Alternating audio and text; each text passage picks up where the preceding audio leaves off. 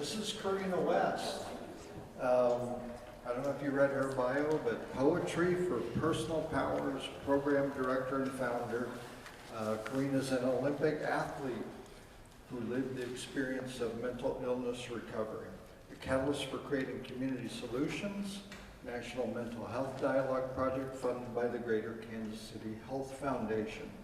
A cohort and fellow of the Kansas Health Foundation, brought her into connection with many tobacco treatment experts.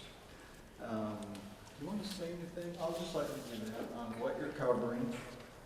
Corinna, using WordPress, form builder, I'm interested in this one, I'm staying. Builder plugins to measure client outcomes. Corinna.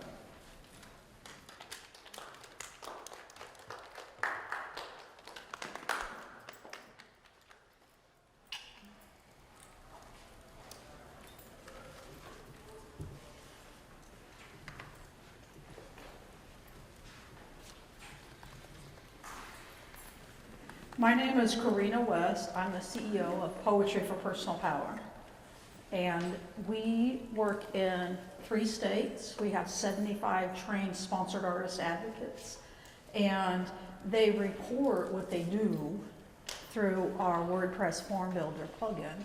We download it to Excel, and then it somewhat automates a reporting process so that we can manage 74 different sponsored artist advocates.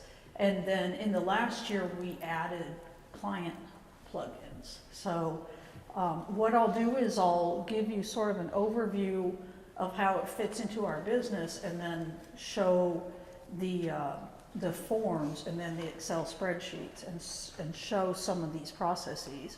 And we've got a few interactive exercises related to outputs versus outcomes, because the title of this is Outcomes, and a lot of people don't know the difference between outputs and outcomes for their business. So that's what we're doing today.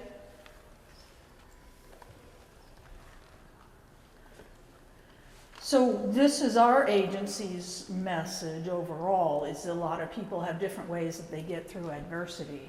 Let me share that out. Our business started 10 years ago. We just had our 10-year anniversary, and no one told me that writing federal grants was hard. So I went out and wrote a federal grant and spent 40 hours a week for 4 weeks figuring out how to do it. And I wrote the grant and we got it. And we started by doing a bicycle-based health fair display. And I said, "You found Poetry for Personal Power." And we would talk a little bit about resilience and do a little survey. So these are what we did in our first year of our program. So here we go. Which of these 4 is an output, and which of them is an outcome? Someone want to yell it out? First one is an outcome. Output. Outcome.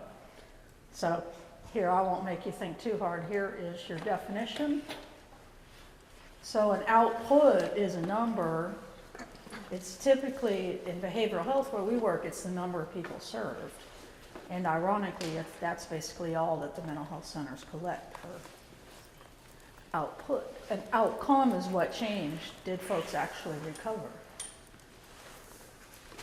So here's more description on this: outputs, outcomes, programs and services offered.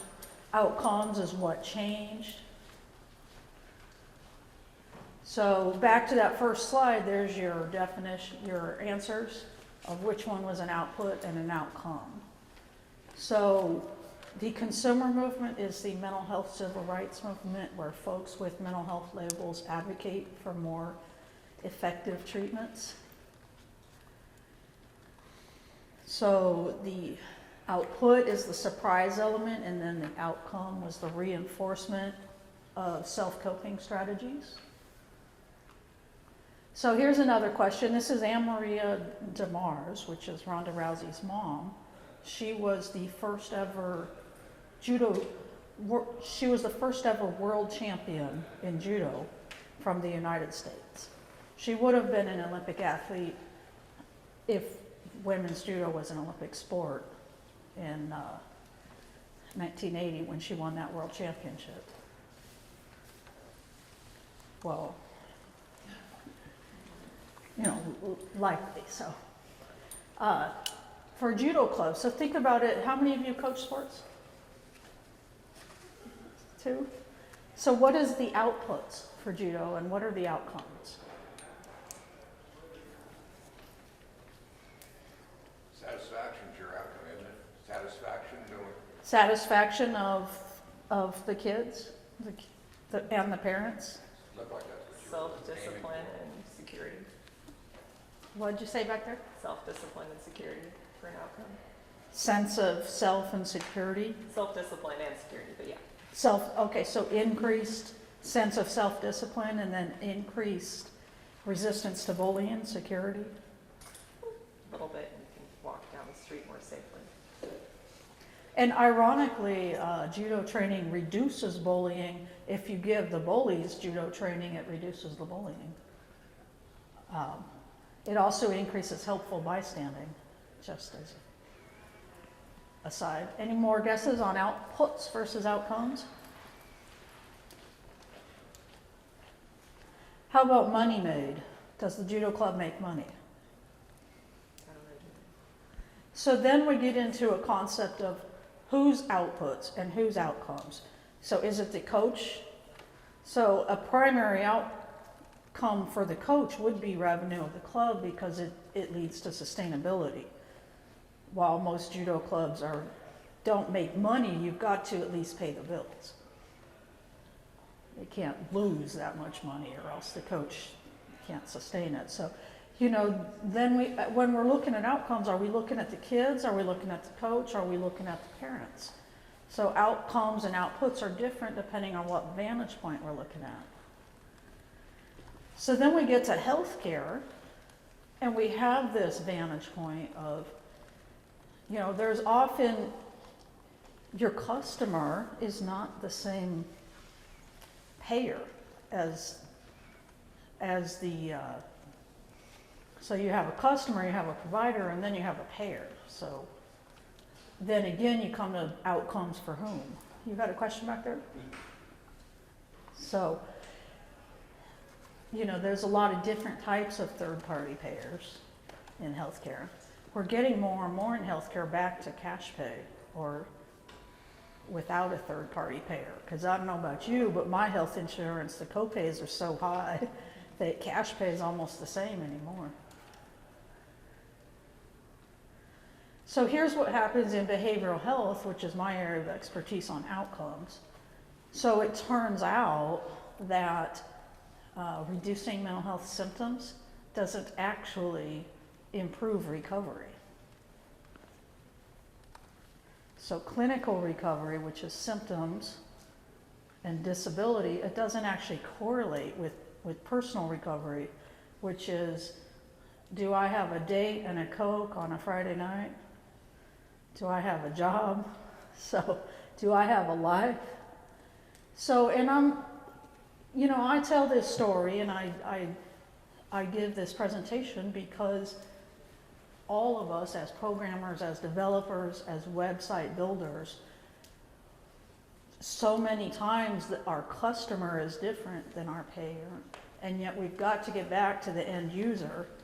And then if things don't match, how do you compromise and kind of help the end user? So in behavioral health, right now most of the payers are looking at clinical outcomes. Back to this, the clinical outcomes versus the recovery outcomes.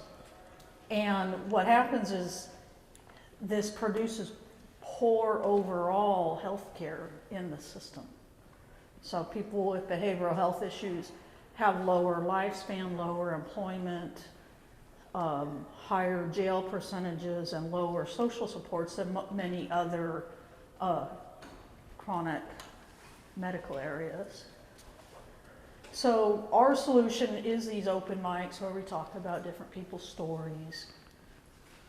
So when we do an open mic, how do we report it? So this is where we get back to our WordPress and our form builder and our plugins.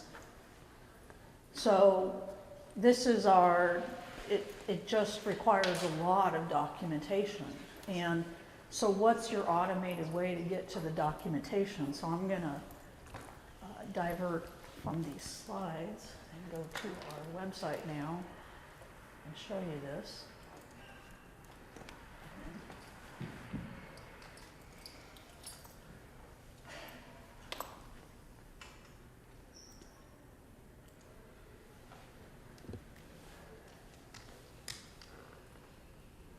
Poetry cats.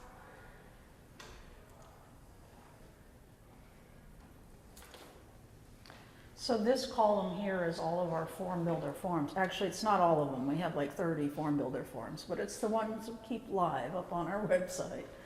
So to start with, whenever we recruit an artist, we always say, well, all artists start with the intake form.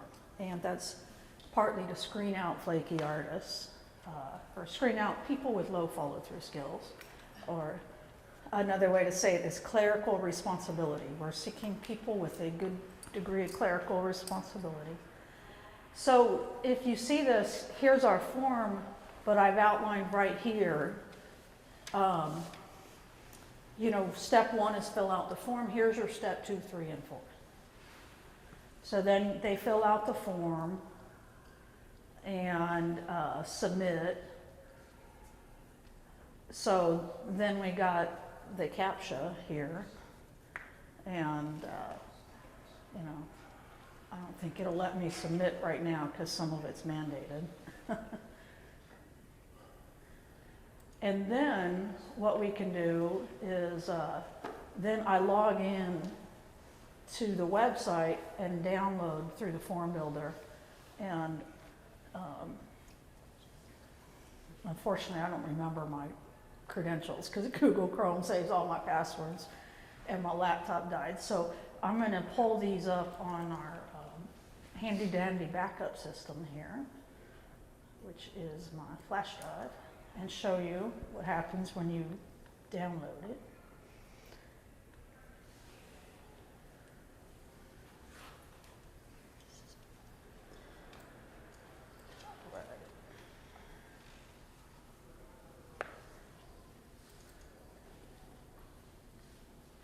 Someone want to help me find my flash drive over here? It's sticking in. What's it called?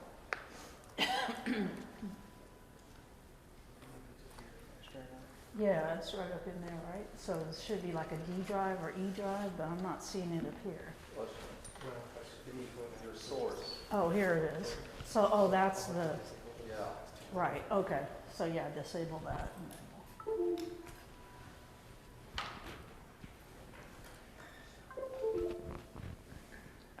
Alright. Okay. So when I download all these form builders, then I have this handy dandy folder where we download everything into. And it comes out as a CSV. So this is a slightly different form. It's the event report form. So there probably is a way to automate this further than that. So these are all the fields on that form builder plugin, and you can see how that would be easier than like taking a paper form or answering emails from people. Like for instance, we do a conference report form because we send people to like 30 conferences a year, our sponsored artists. And someone was like, well, why don't you just have them email you about the conference? Well, because, you know, I'm handling 90 emails. How about I have all the emails go into a form, and then I can go to this column over here that's like the emails collected. So here, we'll go back and look at the form, and then we can look at the spreadsheet to see how they compare. But how many of you have a form builder plugin, by the way? 1, 2, 3, 4. And how many of you are interested in adding that type of functionality? Okay. So there's a lot of form builder plugins. We use Visual Form Builder, but there's tons of them. So, you know, on this column of forms, the event payment request form. So this is when an artist does a resilience messaging event. They're talking about resilience. So this is the what it looks like. The name, it's the artist name and email, the date of event, what type of venue, how many poets competed, how many audience members. And this is the thing I was saying is super helpful. They type in the email addresses collected. And then when I get to the spreadsheet, I can copy that whole column, paste them up into MailChimp, and add them to our email newsletter without having to add stuff one by one. So what type of message, how was the message delivered? So again, when we look back at this spreadsheet, this is all of those forms. So now this is all of the events that came in during April of, I think 2016, we're that busy. So this is a photo album for the event.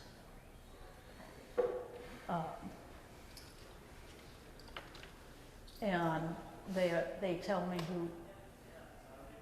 who came, and then here's our email addresses. Where'd that column go? Right here, I think. So as you can see, then you scroll down.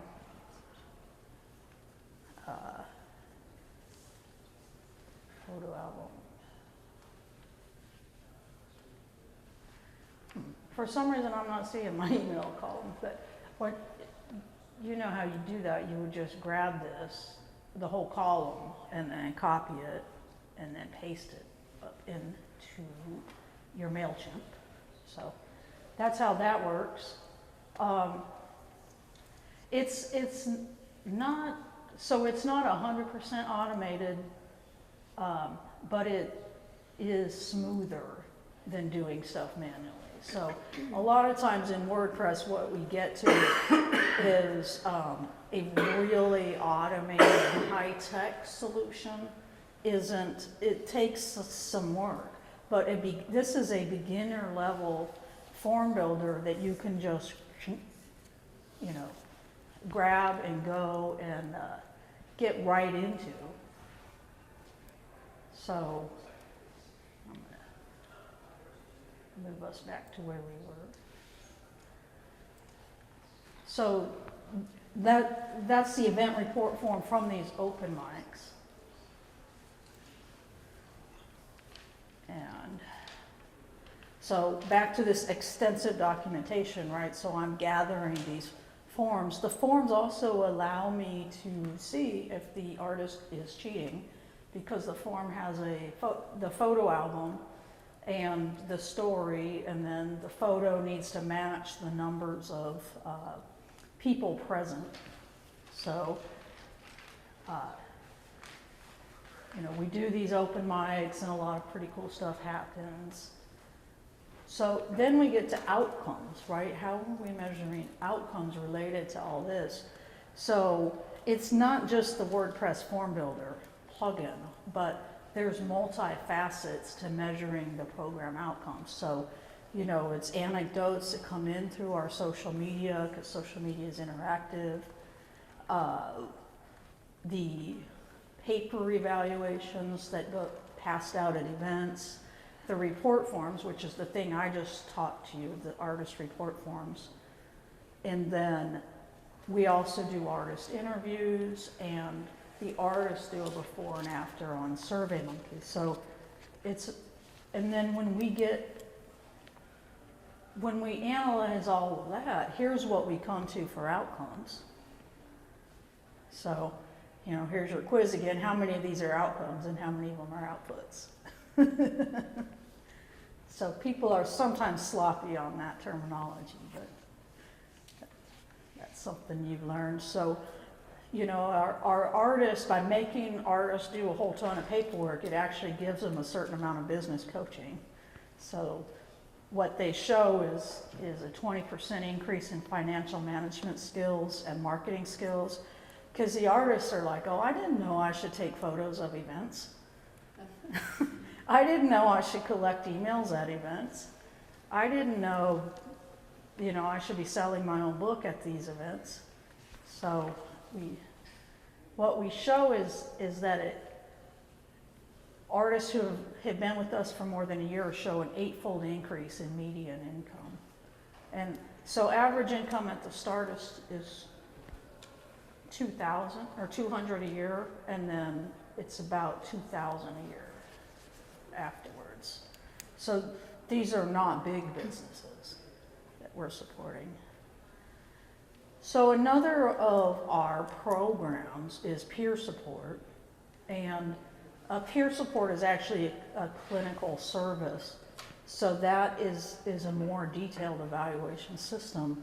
And so again, some of these are outputs and some of them are outcomes. Can you catch which one's here? Someone want to give it a try?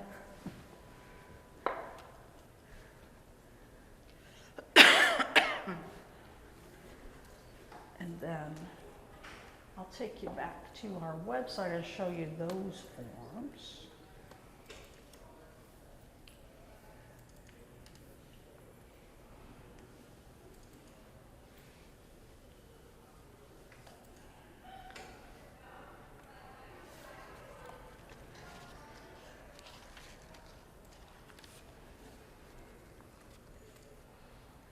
So I have those embedded in our peer support.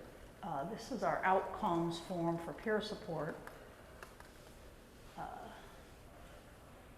Actually, that's our description, so outcome form. So again, this is how the form builder form looks. And this is a Likert scale, the strongly agree, agree, disagree. That's called a Likert scale. So you can, with form builder plugins, you can get to all kinds of complexity in what you're measuring or asking. So what we have is 4 different measurement scales here. This top scale is this here is a cost scale, because all these health insurance payers are wanting to reduce the cost of healthcare. So by asking these questions, we can get an approximated value of how much it costs to deliver services to a person. So this is a scale about resilience and recovery. This is a scale about recovery again, and then this is a scale about the program. So what we find is that people felt overevaluated in our program. They were like, this is too many scales. So with our next program, we're going to a more abbreviated scale. But gathering data and having a data-rich process allows you to get more funding. It allows you to make more sales. It takes a lot of work to get to the point where you can make this statement right here, that people receiving a service increased their resilience by 16%. And this here, the questionnaire on process of recovery showed an aggregate increase of 8% of recovery. So as you work with clients and programs and websites and building this, dialing down to this absolute number that the customer actually got help by a certain percent, it's a complex and interwoven process that includes a lot of digging around. And so I'll show you one more example, because SurveyMonkey is the other piece of this. And so as we survey people, let's see how I'm on.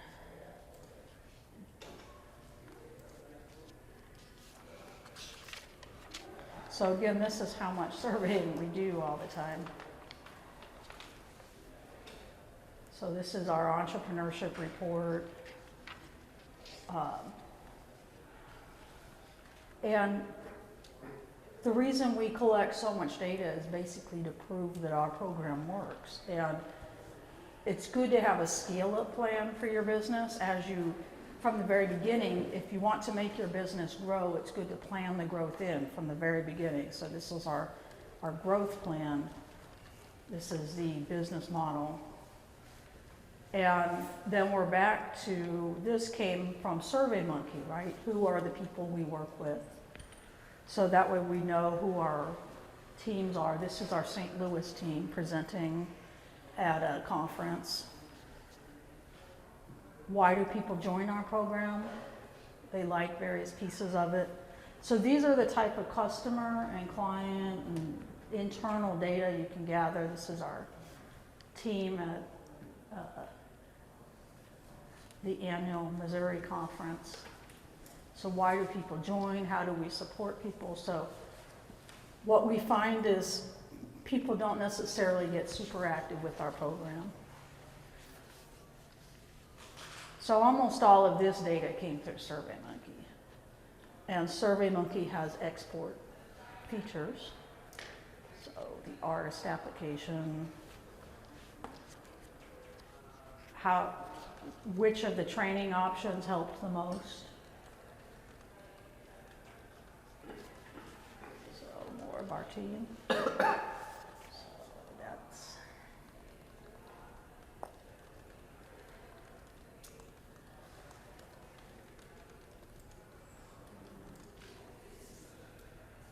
That's pretty much us, and I'm gonna just call it good, even though we're a little bit short on time. If you have questions, comments, feedback, love to take your I have to questions. step out for a moment, but so what's essentially happening is it someone's filling out this form, is it connected to SurveyMonkey through API?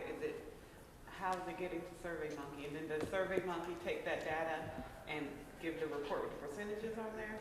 So the form builder plugin,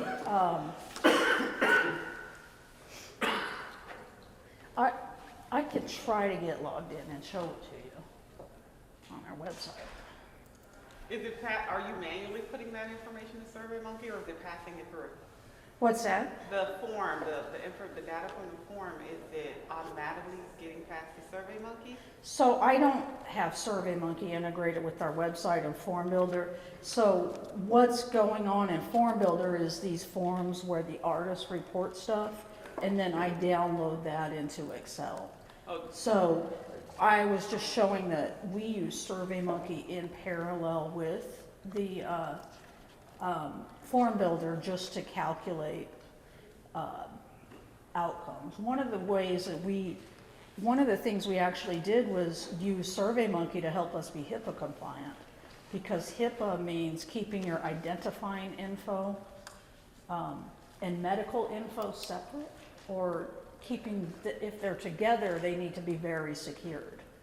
So what we did was we put all the identifying info in SurveyMonkey, and then all of our medical info on Visual Form Builder, and the only way we crossed over was just a 4-digit number to identify each client, and that code was kept in a log file. So that was one way to get a little workaround to stay HIPAA compliant for pretty low cost. And maybe what I'm getting at is what actually outputs the percentages and all of that data? So SurveyMonkey will output it pretty clean. Okay. But other than that, I have to kind of log into these spreadsheets and do some spreadsheet. So you must pay for SurveyMonkey, right? Yeah, I have a paid account. Hopefully, it's lesser as a nonprofit or not-for-profit, I have no idea. Well, we worked with the free account for over 10 years, over Right, the first 8 years yeah, though. yeah. So, I mean, you can do a lot with the free They've account. changed it since I last worked with it, and I got on the SurveyMonkey, I was like sad, I did not pay for it. Yeah, so, but for 8 years we used a free account. Sure. And the main thing that got to me was being able to export because otherwise I was just doing screenshots all the time. Right, right.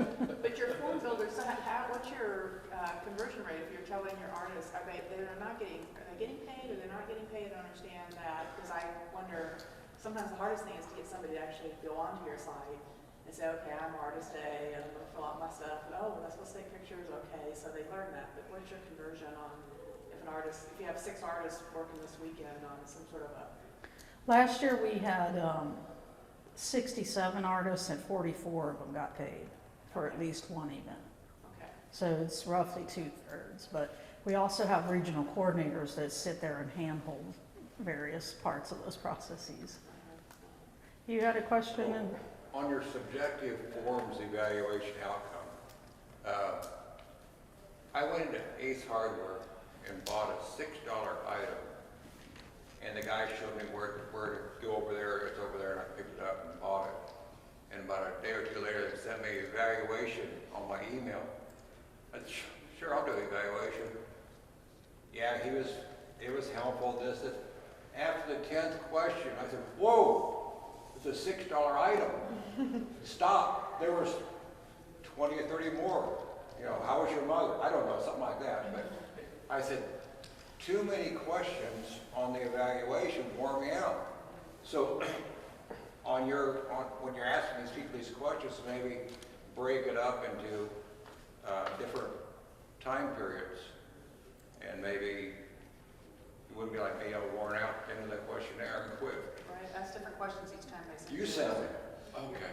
I'm just, Yeah, I did. No, I did.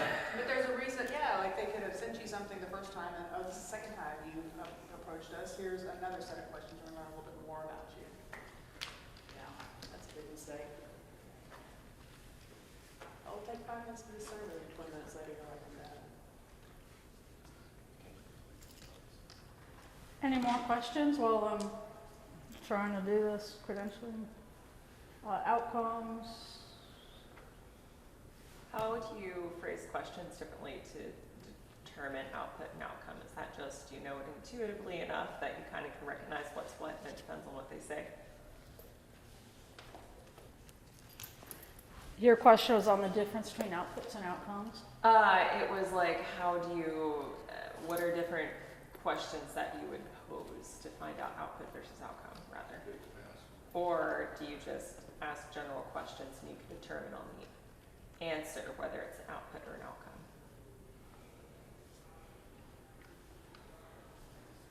For our organization, or sometimes I have to just tie it into what the funders are asking for, because like in Kansas, the State Department of Mental Health, KDES, like all they care about is outputs. So when we write the grant app, we'll tell them about the outputs, but then we'll say, but we also do outcomes.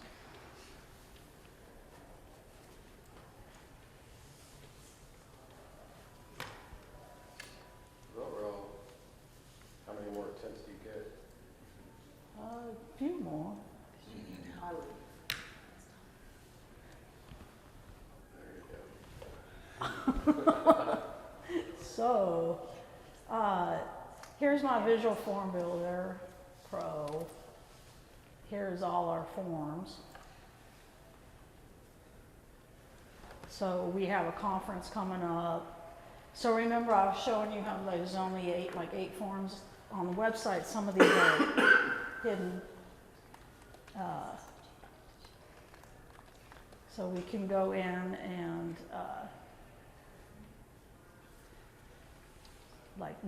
edit the form. This one's a dead one. So here's your form and your form builder settings. I'm not seeing my scroller, my page down.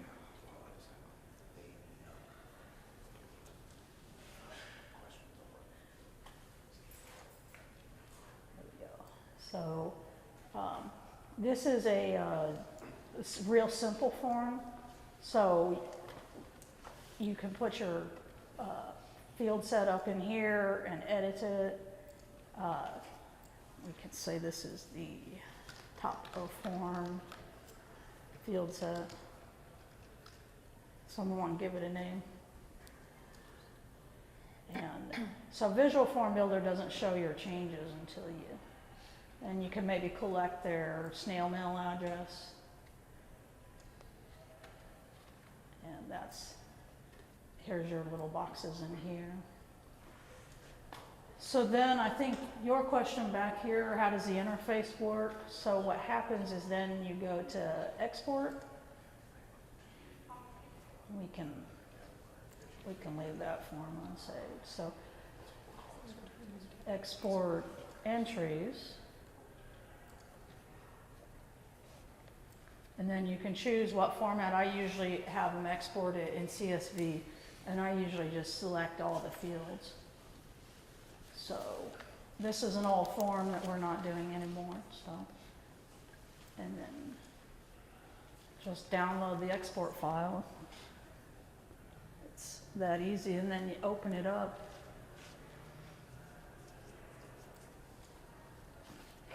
I did not get a dialog box on that. Oh, here it is. So here's all of the form entries that came in on that scholarship form. So it's not the cleanest or most automated thing, but then you can start calculating that in Excel. You know, this is the person's essay question on how come they should have got a scholarship.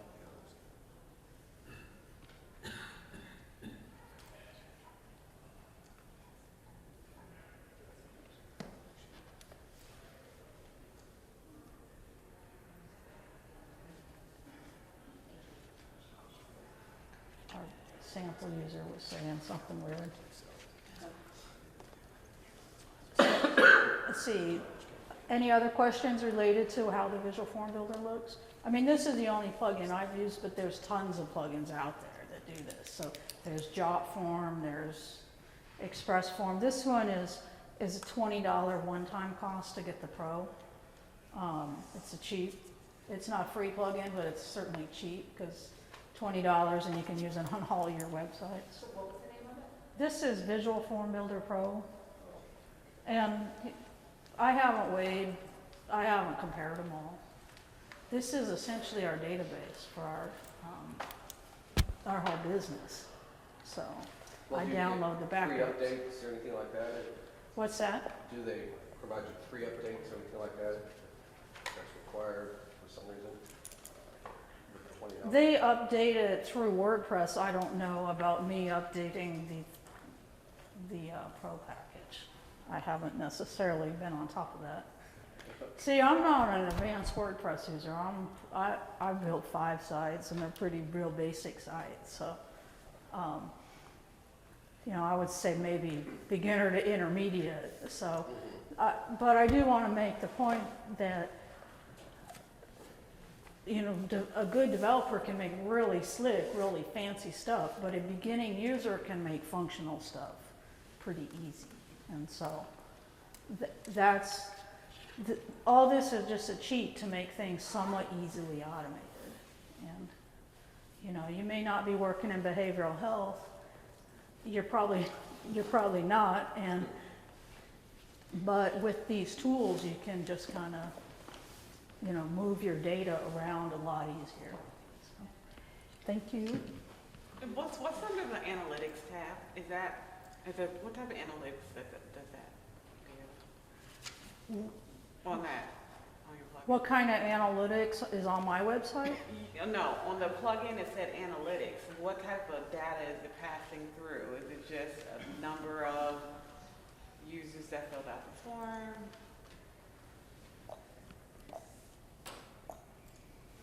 I don't actually know the answer to that question. I could sit here and try to figure it out, but I would just be looking and speculating, so. I wonder if it's analytics on like how far people got through the form. Sometimes SurveyMonkey does that. You had 20 people that started, only 5 answered one question. I don't know. It may be just a box where you can drop in your Google Analytics shortcode too.